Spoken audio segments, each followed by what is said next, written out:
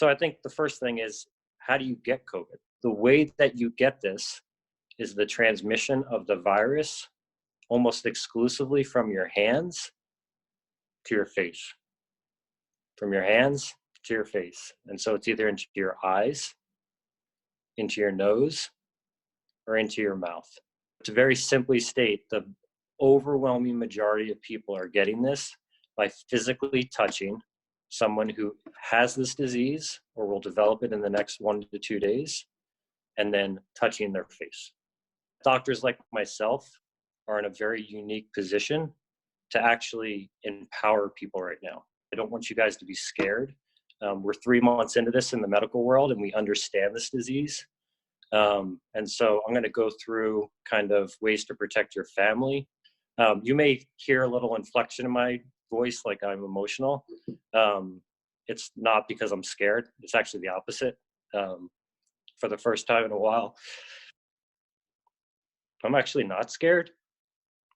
And so I'm going to share with you why that is. I work at probably the premier hospital in New York City. It is a 1,200 bed hospital. We do everything from surgery to transplants, lung transplants, heart transplants. At this point, we do none of that. Almost none of that. Our hospital is almost exclusively a COVID-19 hospital. So I think the first thing is, how do you get COVID? The overarching theme is sustained contact with someone who has this disease, which the vast majority is people with fever and aches, or someone who is about to get the disease.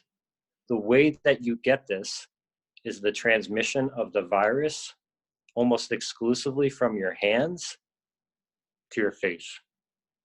From your hands to your face. And so it's either into your eyes, into your nose, or into your mouth. To very simply state, the overwhelming majority of people are getting this by physically touching someone who has this disease or will develop it in the next 1 to 2 days, and then touching their face.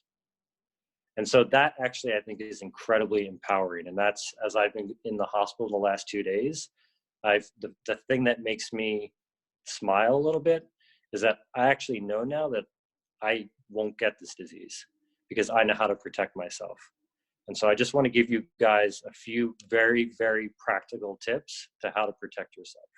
So the first step, which I think is incredibly clear, is to become a hand Nazi. Know where your hands are and know that they're clean at all times. So very simply, for what this means for me in the city is that I walk around with Purell. Everything that I see that I'm going to touch, I make sure that I Purell first. So when I leave my apartment door and I go to the elevator, it's okay that if I touch it with my hand, but then I Purell it. So that's the first thing, is become a hand Nazi. Everything you know about your hands, just keep them clean and you will not get this disease. The second thing is you have to start psychologically working on the connection between your hands and your face. So I'm terrible at this. I touch my face all the time, literally all the time.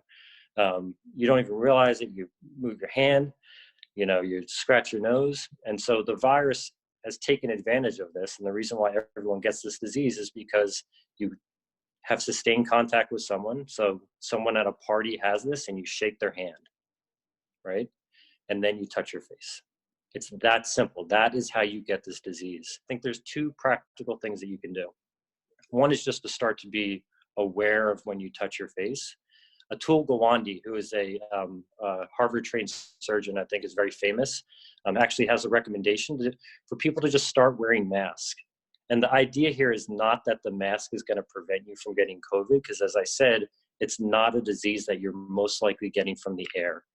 But the reason to put on a mask is because, and I do this in the hospital, is you stop touching your face. What I would recommend is now when you're leaving your house is to wear a mask. Those 2 things combined is incredibly powerful and will prevent the transmission of the disease into your family in 99% of cases. To know your hands are clean and to not touch your face, period. So to summarize, the 4 things: always know where your hands are and have Purell. When you touch stuff that's outside your home, just make sure that you're washing your hand. Start to learn how to not touch your face. A really good way to do that is to start wearing a mask when you're out. And if you want to practice, wear a mask when you're home. Number 3 is you don't need an N95 mask or a medical mask. Any mask will do, because this is not preventing the disease. This is training you. And then the 4th thing is just stay away from people. Not stay away from people. Stay 3 to 6 feet away from people. You don't have to be scared of the outside world now. You don't have to be scared of your neighbor. And I think it's what makes it worse is to when you go outside and to look and think that the person next to you is going to somehow harm you or harm your family. But when you know that the only way you're going to get this disease is if your hands are dirty, and that if you touch your face, and that if you are way too close to that person, that becomes incredibly liberating. And then all of a sudden, the person at the store is not your enemy. There's someone who's going through this with you. The delivery person is not your enemy. They're a hero. When you understand this disease and know exactly what to do to prevent getting it, then it allows us for the next couple of weeks to months to be able to sustain the system that we have. We have to be able to have mail. We have to be able to get delivery and seamless in New York City. It's the only way we eat. Socially, this is incredibly important, and we did this at my mom's house, is you have to shrink your social circle. The people who are going to get this are people who are maintaining large social circles at this point. The third thing that I want to talk about, which is, what do you do if you get this disease? And this is, I think, if you listen to nothing else through this entire thing, just please listen to this part. The vast majority of spread of COVID-19 is through home and family transmission.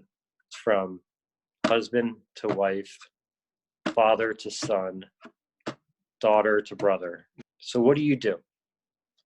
If you develop a fever and you are otherwise fine, isolate yourself from your family. If you're able, have the person in a separate room.